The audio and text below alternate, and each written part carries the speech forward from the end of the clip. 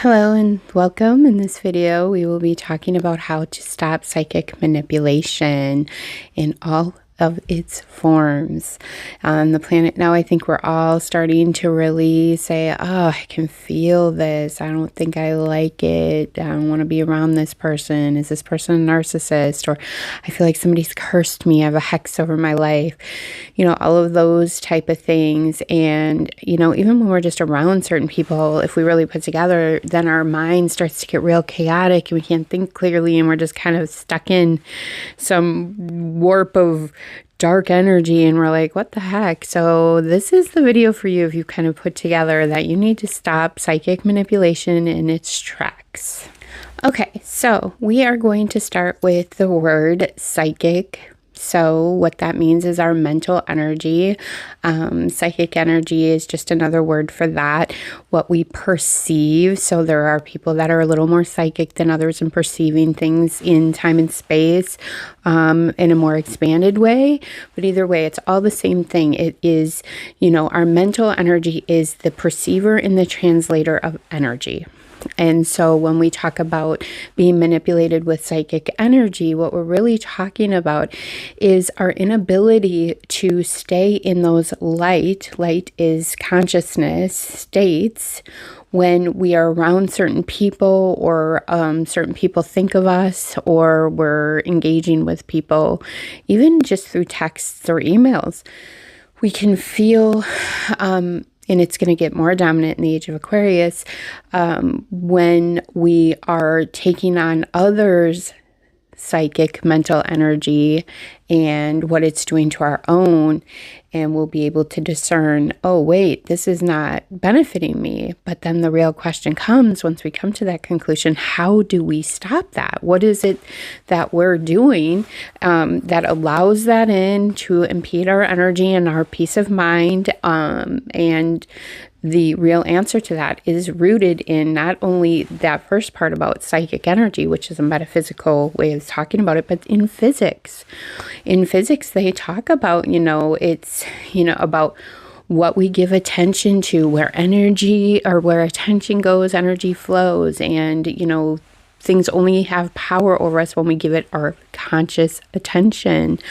Or what is that other one? If a tree falls in the forest and nobody's there to hear it, does it make a sound? And it's really about if there's nobody there to perceive it, did it even happen? And the answer to that is no. So I hope that is kind of understanding to you, because reality is only real by being perceived. And so that where attention goes, energy flows. You're the perceiver. You're sending out the energy of what you believe you want to perceive, and then it exists for you. And then we have a collective screen that we all have different variants of how it exists. And the reason that this is important to understand and how to get out of these psychic manipulations is because you are giving it the welcome if you're not understanding what we're talking about right here. Because understanding that, then you'll understand how. Stop it. So let's try to make some examples. Let's say that you were meant to go to the school to watch your child's play, right? And let's say that you completely forgot about it. Didn't even exist to you, and you just forgot the whole thing. Nobody texted, nothing. You get home and your kid's like, you missed my play. And then the turmoil begins, right? But the whole time that was happening, you didn't have any conscious awareness of the play, so it didn't affect you, okay? But on the other hand, let's say that you couldn't get there. You had something come up, a business meeting, you can't go, and the whole time you're in your head about it, and it's causing you a disturbance in your light of your mind, meaning no peace, no joy, no high consciousness, no light. It is just antagonizing you to think dark thoughts. whether you consciously realize it or not, because a lot of times we do this unconsciously, but the indicator is that it feels like ick, right? And so had you not, remembered, you don't feel that, but because it's in your consciousness and you're giving it your attention, it's growing and growing. And so then what happens is then you're projecting that energy psychically to your kid. And then when your kid comes, the first scenario, you forgot about it. Oh man, babe, I'm sorry. I'll, make it up to you. I'll get the video from, my friend, and I'll take a look at it. We'll watch it together. I'm sorry. I really didn't mean to. But because you'd been psychically thinking about it and getting into a quantum entanglement with your child when they got home, it turns into a mess because you've already given it so much dark focus from the lower emotions. So that's key, because if you understood that when you didn't give it your attention, it didn't even affect you. But when you did, it really affected you. And then it affected the whole psychic connection after. So this is just an example for you to understand that if you didn't give your power, it didn't affect you. And so the way to stop psychic manipulation is to not give it any power at all. You have to make it not exist. But unfortunately, what we do is we get into, analysis paralysis about, what happened? This, that, or he looked at me sideways, and now you're connected thinking about this person, and this person looked at you sideways because they're a toxic person, because, people that are in their inherent nature wouldn't do that. And so now you're connecting with their darkness, and it's for a good reason, though. Our inherent nature is to figure out what's wrong. What did I do? Because we want to go back to feeling good within ourselves. And so then we actually perpetuate the psychic manipulation. And let me tell you, people that are in these lower states, everybody talks about narcissists and dark energy and negativity and toxic people and this and that. That's all unconscious. They don't even realize they're doing it. It's so natural to them. So stop for 1 second trying to figure the dark out. So there's step one. We are going to stop psychic manipulation by stopping trying to figure out what the darkness is doing. The minute you feel it, you don't give it any energy. And so it's going to take time, though. So, step one seems so easy. It's like when you feel that, or when somebody triggers something in you, to get into that analysis of some kind of toxic nature or dark energy or negative thinking, however you want to conceptualize what I'm talking about. But that dark energy, you immediately take all of its power away by not giving it any attention. Seriously. This is it. This is the key. And I don't think anybody really realizes how much they're allowing this into their energy field because they connect to it. So as we start to move up the consciousness now and we integrate our own shadows and we start to get these people that are catalysts to help us understand how to detach from it, we're getting kind of lost in that sauce because we're in between having compassion for the darkness, or do we just say, screw you, dude, I'm gone? And the answer is you can't save others until you save yourself. So if you're feeling that, because there's a certain point where you'll get to where you just automatically default to compassion for them, and it does an alchemy and you move on. But for now, you just got to learn to move your focus away. I just want you to know that that is extremely challenging if we have been using our mind to try to make us feel safe and in control around dark, toxic people, especially if you had a traumatic childhood. So let's move on to step two, to try to really get some other angles of looking at this, of how we can detach. So like I was describing with the, we've had trauma in our lives or a lot of dark energy that we've always felt like we've had to kind of engage with to keep ourselves, ahead of bad situations, or analyzing to ease situations, or just, now what we have to do is realize that we probably formed those things in childhood where we didn't have much control, and now we're adults and we're repeating patterns from childhood where we had to do those things to feel safe. But now we're adults and we can just simply walk away. We're not stuck with any of this. We don't have to prove ourselves. And so that's number 2. We have to get a strong sense of self. And what that means is that when others mistreat us or look at us sideways or talk to us in a certain tone or do any of their moody bull, then we have to have such a strong sense of self that we're not taking it personal. And we know really strongly within our soul that we need to detach from this. But we can't if we don't have a strong sense of self, because it's hitting a core wound where we feel undervalued or, not seen, all of we know that we're going back to a lack of sense of self when we are defending, because the number one thing that the darkness does, or psychic manipulation, is it gets in your head thinking that you have to prove something, because they'll say something that's not accurate or wasn't perceived correctly, so you will get into this defense. But if you have a strong sense of self, you're immediately going to be like, oh, this person's on some bull, and you're going to move your attention elsewhere and run.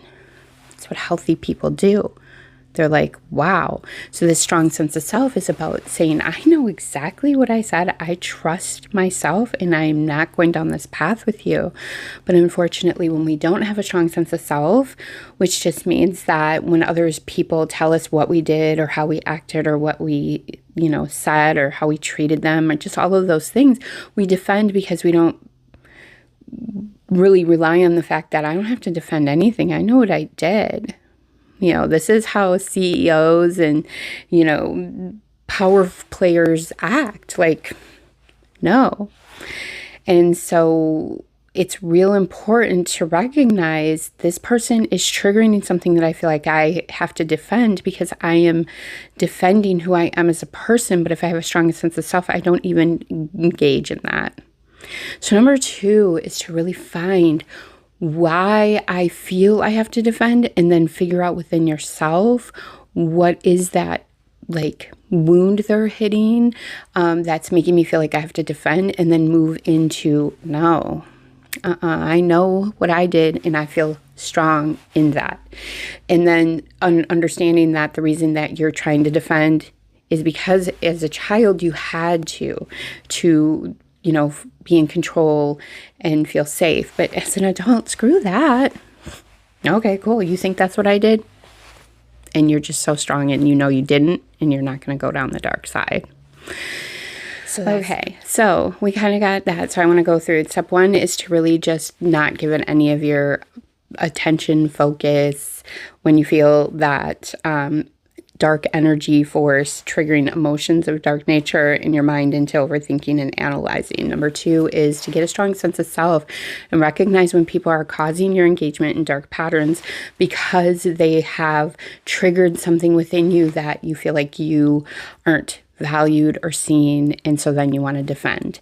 And just see yourself, value yourself, and say, no, not today. My favorite, not today, Satan. So, and then the third way to really, really, really start to end this psychic manipulation from other people is really just starting to be okay with losing people. I think that's a huge one. I recognized that early on in my 30s, and I started really teaching my kids, if it goes, let it. If it stays, let it. We have to stop this rigid control of, I need this person to stay. There's some sort of validation there, or fear that you'll be alone, or whatever that is for you. You need to start to try to realize that you will always be provided the connections you need, but when you're staying in these toxic ones, there's usually a reason about a fear of being alone, abandoned, or even just some of those social structures and cultural beliefs that, ride or die, or I've been friends with this fool for 30 years, like it's some sort of award, or even just with family, family first. No, not if they're toxic. Sorry. We have to really worry about ourselves and our level up and be a little more selfish. And with selfishness comes sometimes you have to be by yourself.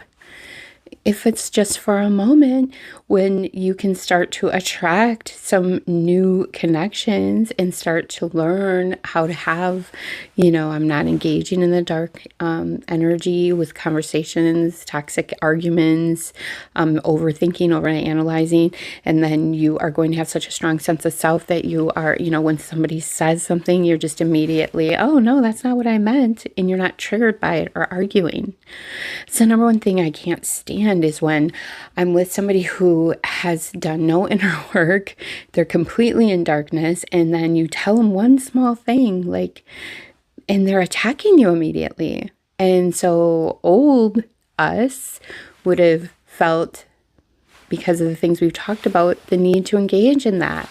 And so then you get to a point where you're like, I'd rather be alone than deal with this. So that's number 3. I would rather be alone than consistently deal with this.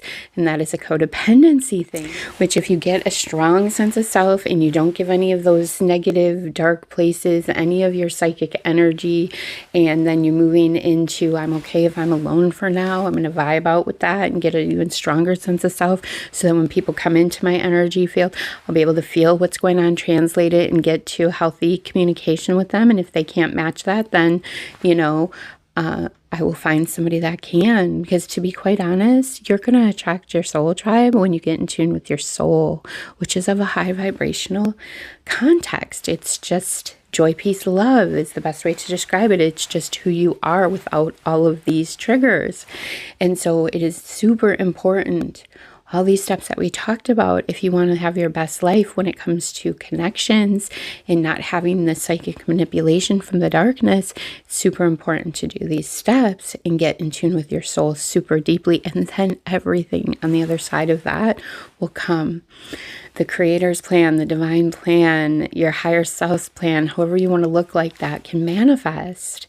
But when we're staying engaged in all of this dark psychic energy with people, it is a manipulation because it's keeping us from our best life. We are spinning with it. Yeah, spinning is one of my favorite words throughout my expansion. I just keep spinning with this. Help me. Wasn't easy, but I hope that this helps, because if you really start working on this, the only psychic manipulation is the ones you allow. And so it's time to start standing on, I don't want this anymore. And then work through the steps as I put it here, or find a way that works for you. But I think that you get the understanding of, what's going on here and what you have to do. And that's the goal. All right. So I hope that makes sense. If you liked it, please like, share, subscribe. Until next time, take care.